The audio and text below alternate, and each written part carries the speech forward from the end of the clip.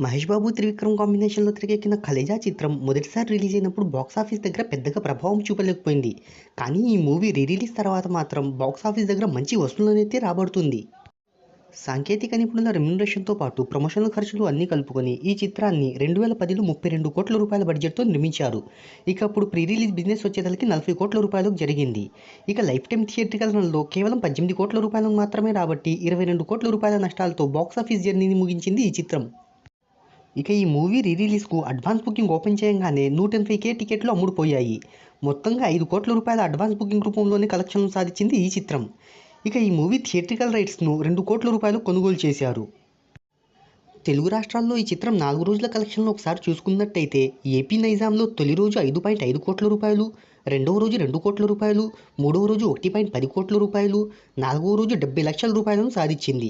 దాంతో ఈ చిత్రం తెలుగు రాష్ట్రాల్లో 9.30 కోట్ల రూపాయలను సాధించింది. ఈ మూవీ కర్ణాటకలో ఇప్పటికే ₹1,00,00,000లకు పైగా కలెక్షన్లను సాధించింది. ఇక ఓవర్సీస్ కలెక్షన్ల వివరాల్లోకి వెళ్తే ఇప్పటికే అక్కడ రిలీజ్ అయిన చిత్రాల్లో సరికొత్త రికార్డుని క్రియేట్ చేసింది. ఈ సినిమా అక్కడ $100,000 వసూలు చేసింది.